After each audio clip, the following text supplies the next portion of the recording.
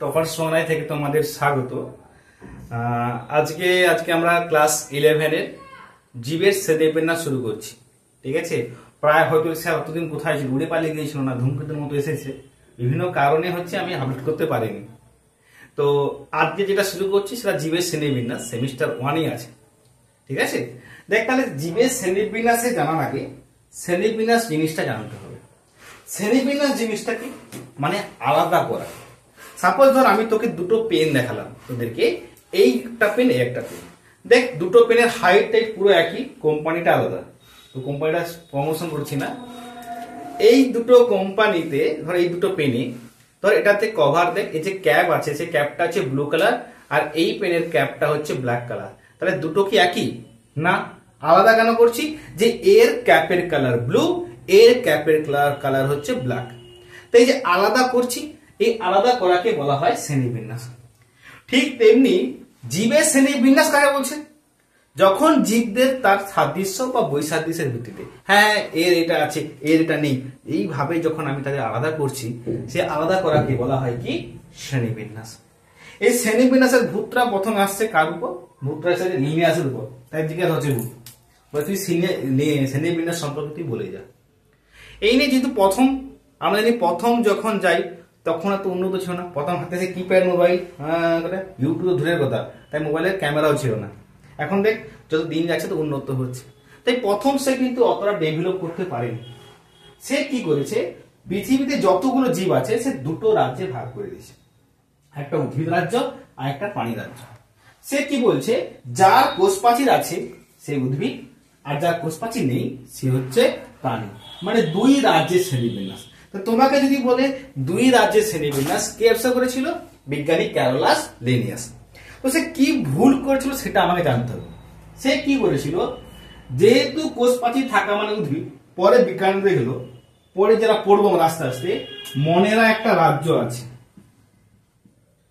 ছত্রাক, উদ্ভিদ তো আছেই, আর তার মধ্যে রেখে দিয়েছে এই উদ্ভিদ তো আছে, এই তিনটাকে সেই উদ্ভিদের মধ্যে ফেলে দিয়েছে।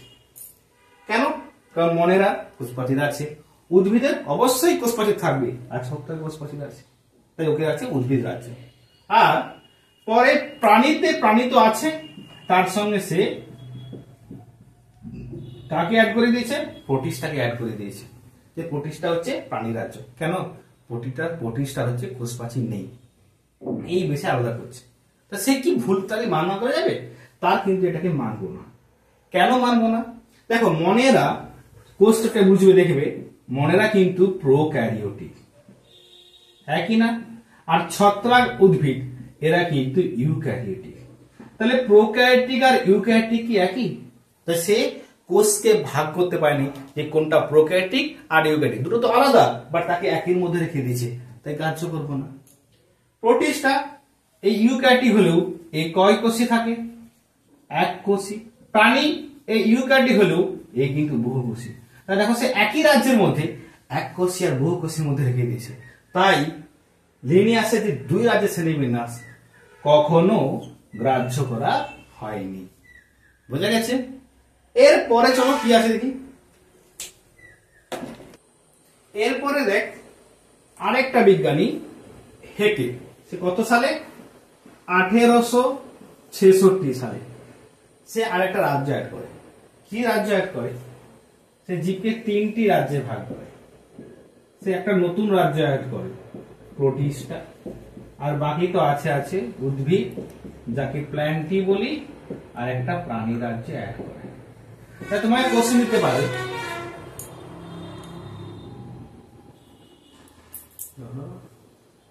কোন বিজ্ঞানী প্রোটিস্টা রাজ্যটি কথা বলেছিল? উত্তরকে হেকে। তো সে এখানে কি করেছে, সে কিন্তু ভালো করেছে, উদ্ভিদ তো উদ্ভিদ, প্রাণী তো প্রাণী, বাট যত এক কোষী মানে মনেরা মানে কি আসতে পারে বলতো? ব্যাকটেরিয়া,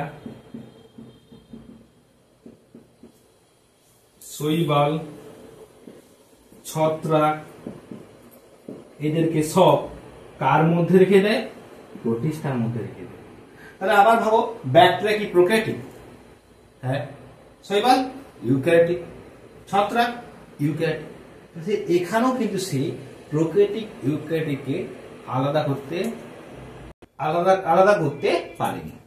ঠিক আছে, তাই এরও কিন্তু গ্রাহ্য হবে না। ঠিক আছে, পরে আরেকটা বিজ্ঞানী, তার নাম কোভল্যান্ড। তার নাম কি বল? কোভল্যান্ড। সে কটা রাজ্য ভাগ, সব সেম আছে, সে একটা নতুন রাজ্য আনে, তাই সে তার রাজ্য হয় 4 রাজ্য। ঠিক আছে, বিজ্ঞানীর নাম হচ্ছে কি? কোভল্যান্ড। সে কি অ্যাড করে? তার মাথায় কিন্তু তখন ইলেকট্রন মাইক্রোস্কোপ ডিসকভার হয়ে গেছে, মাইক্রোস্কোপ। তাই তার মাথায় প্রোক্যারিওটিক আর ইউক্যারিওটিকের কথাটা এসেছে। তাই সে এখানে অ্যাড করে দিয়েছে কাকে? মনেরাকে অ্যাড করেছে, যার মধ্যে কেবল ব্যাকটেরিয়া প্রোক্যারিওটা থাকবে। আর অ্যাড করেছে কাকে? প্রোটিস্টা, সে তো আছেই, উদ্ভিদ আর প্রাণী। দেখো, এ কিন্তু এখনো ছত্রাককে আলাদা করতে পারেনি, তাই এটা কিন্তু গ্রাহ্য হবে না। পরে আরেকটা বিজ্ঞানী হুইটেকার, সে 5 রাজ্যে শ্রেণীবিন্যাস ভাগ করেছে। কি কি? ফার্স্ট সে অ্যাড করে মনেরা, তারপরে অ্যাড করে সে প্রোটিস্টা, এইবার সে নতুন নিয়ে আসে, কি নিয়ে আসে? ছত্রাক, তারপরে উদ্ভিদ, আর লাস্টে কি রাজ্য? প্রাণী রাজ্য। তাই এটা বলতে কে? হুইটেকারেরটা হচ্ছে গ্রাহ্য হয়, বাকি কারো গ্রাহ্য নয়। ঠিক আছে, এবার হুইটেকার কি কি বেসে ভাগ করেছিল সেটা জানতে হবে। যে সে 5 রাজ্য ভাগ করেছিল কার কার ভিত্তিতে, সেটা আমরা জানি। দেখ, সেই হুইটেকার তার যে 5টা রাজ্য ছিল, সেই 5 রাজ্য এই পয়েন্টের ভিত্তিতে সে ভাগ করেছিল। প্রথমে আছে কি? জীব গঠনের জটিলতা, অর্থাৎ জীবটা এককোষী না বহুকোষী। অর্থাৎ এককোষী হলে তাকে আমরা আলাদা রেখে দেবো, বহুকোষী হলে তাকে আমরা আলাদা রেখে দেবো, সেই বেসিসে ভাগ করেছিল। সেকেন্ড অপশন লাস্টে করেছি আমরা জীব কোষের গঠনের জটিলতা, অর্থাৎ কোষটা ইউক্যারিওটিক না প্রোক্যারিওটিক, তার বেসে সে আলাদা করেছিল। ঠিক আছে, ইউক্যারিওটিক মানে তোমরা জানো, যার নিউক্লিয়াসটা সুগঠিত নিউক্লিয়াস এবং পর্দাবৃত কোষাঙ্গাণু আছে, আর যার এগুলো হবে না সে হচ্ছে প্রোক্যারিওটিক। 3 নম্বর কি ভাগ করেছিল? পুষ্টির প্রকারভেদ, অর্থাৎ তারা স্বভোজী না পরভোজী, এর বেসে ভাগ করেছিল। স্বভোজী মানে কি? যারা নিজের খাবার নিজে তৈরি করছে, তাহলে কি বলা হয়? স্বভোজী। আর পরভোজী মানে কি? অন্যের উপর নির্ভর করছে। তাহলে পুষ্টিটা ভালো জানি, কারণ আমি এই পুষ্টিগুলো বারবার পাবো। তাহলে পরভোজী পুষ্টি কাকে বলে? দেখো, এই পুষ্টিটা আমি ডিটেলস করে দিচ্ছি, বিকজ এটা তোমাদের লাগবে পরে। তাহলে আমরা পুষ্টিকে ভাগ করছি দুটো ভাগে, একটা স্বভোজী আর একটা পরভোজী। স্বভোজী মানে কি? যারা নিজের খাবার নিজে তৈরি করছে। এটাদেরকে আমরা 2 ভাগে ভাগ করছি। একটা হলো ফটো অটোট্রফ, অবশ্যই এটা আগে লেখা উচিত ছিল না, এটা আগে লেখা উচিত ছিল কেমো অটোট্রফ। ফটো মানে কি? এই ফটো মানে হচ্ছে আলো, অর্থাৎ যারা সানলাইট মানে সূর্যালোকের সাহায্যে নিজের খাবার নিজে তৈরি করছে, তারা হচ্ছে ফটো। আর কেমো মানে কেমিক্যাল, অর্থাৎ রাসায়নিক, রাসায়নিকের সাহায্যে নিজের খাবার নিজে তৈরি করছে, তাকে বলা হয় কেমো অটোট্রফ। এগুলো বলছি কেন? তোমাদের আস্তে আস্তে লাগবে, তাই আমি পরে বলে দেওয়া হচ্ছে। পরভোজী মানে কি? যাদেরকে হেটারোট্রফ বলা হয়। আর হেটারোট্রফ মানে যারা অন্যের উপর নির্ভরশীল, নিজের খাবার নিজে তৈরি করে না। স্যার, মা তো নিজের খাবার তৈরি করে, তার মা স্বভোজী, সেই বেশে নয়। তো পরভোজীদেরকে কি কি ভাগে ভাগ করছি? অনেকগুলো ভাগ আছে। প্রথমে আসছি মিথজীবী। মিথো মানে কি? বন্ধু। এখানে অর্থাৎ যখন দুটি পৃথক প্রজাতির জীব পরস্পরকে উপকার করে তাকে বলা হয় মিথজীবী। তো মনে রাখো, তাহলে কি বললাম? যখন দুটি পৃথক প্রজাতির জীব পরস্পরকে উপকার করে তাকে মিথজীবী। অনেক উদাহরণ আছে। আমাদের পেটে ইকোলাই ব্যাকটেরিয়া থাকে, বা ওটাও ভুলে যাও, তোমরা ছোটবেলা থেকে পড়ে এসেছো সিম্বগোত্রীয় গাছ, মটর গাছ, সিম গাছ, ওদের মূলের অর্বুদে কে থাকে? কিছু ব্যাকটেরিয়া থাকে, তার নাম রাইজোবিয়াম, যে কি করে মাটি থেকে নাইট্রোজেনটা সংগ্রহ করে নিজের দেহে রাখতেছে, আর যখন গাছকেও দিচ্ছে আর নিজেও নিচ্ছে। তাহলে গাছের উপকার কি হচ্ছে? সে গাছকে নাইট্রোজেন দিচ্ছে। বলছে কেন? গাছ তো বাতাসে তো নাইট্রোজেন ভর্তি, নাইট্রোজেন বেশি থাকলেও বেশিরভাগ জীব, সমস্ত জীব কিছু ব্যাকটেরিয়া ছাড়া সরাসরি সংগ্রহ করতে পারছে না, তাই তাকে দিচ্ছে। তার বিনিময়ে গাছ কি বলে? তুই আমাকে নাইট্রোজেন দিবি, ঠিক আছে, তুই আমার জায়গায় থাক, মানে মূলে থাক। তাহলে পরস্পরকে উপকার করছে, তাই ওকে বলছে কি? মিথজীবী। নেক্সট আছে হলোজৈব। এই টার্মটা তোমাদের পরে অবশ্য শিখবো। যারা 5টা প্রসেসে পুষ্টি সম্পন্ন করে, 5টা ধাপ। আমরা খাদ্য গ্রহণ, মানে খাবার খেলাম, অ্যাপেল আমরা খেলাম, তাহলে খাদ্য গ্রহণ। তারপর পরিপাক, খাবারের জটিল খাবারটা আছে সেটা সরলে রূপান্তর হচ্ছে, তাকে বলি আমরা পরিপাক। তারপরে শোষণ বা বিশোষণ, যে সরল উপাদানটা আছে সেটা কোথায়? রক্ত বা লসিকায় মিশে যাচ্ছে, তাকে বলা হয় বিশোষণ। যদি না বুঝতে পারো আবার ব্যাখ্যা করে শুনবে। লাস্ট 4 নম্বরে কি আছে? আত্তীকরণ। আত্তীকরণ মানে কি? যে খাবারটা রক্ত বা লসিকায় যোগ হয়ে গেছে, সে কোথায়? প্রোটোপ্লাজমে যাচ্ছে, তাকে আত্তীকরণ। আর 5এ হচ্ছে বহিষ্করণ, অর্থাৎ অপাচ্য অংশটা দেহের বাইরে বেরিয়ে যাচ্ছে। ঠিক আছে, তাকে হলোজৈবিক বলি। আর কি আছে? পরজীবী, অর্থাৎ যারা পোষক কোষের পুষ্টি খায়। আমাদের পেটের ভিতরে কৃমি থাকে, কৃমি হচ্ছে পরজীবিতা পুষ্টি দেখা যায়, ওরা হচ্ছে পরজীবী। কাদের পুষ্টি খাচ্ছে? আমাদের পুষ্টি খাচ্ছে, তাই আমরা কি? পোষক, তাকে বলছে পরজীবী। মৃতজীবী। মৃতজীবী মানে কি? যারা মৃত জীব জন্তুর পুষ্টি খাচ্ছে। দেখবে বাড়ির পাশে খড়ের গাদা আছে না, খড় তো মৃত হয়ে খড় সব মেরে দেওয়া হয়েছে, সেই খড়ে দেখবে কিছু গাছ হচ্ছে, ব্যাঙের ছাতা বলছি, তাহলে কি? ওরা মৃত জীব জন্তুর পুষ্টি খাচ্ছে, তাই ওদের বলা হয় মৃতজীবী। ঠিক আছে, তো আরো অনেক ভাগ হয়, বাট অ্যাকচুয়ালি এই 4টা বেস জানলে কিন্তু হবে। নেক্সট কি ছিল? বাস্তুতন্ত্রের বৈচিত্র্য। অর্থাৎ সাপোজ আমি যদি তোমাদের বই ছোটবেলা থেকে পড়ে এসেছো, ধরো এটা হলো ঘাস, তা কে খাচ্ছে? ওই চিংড়া।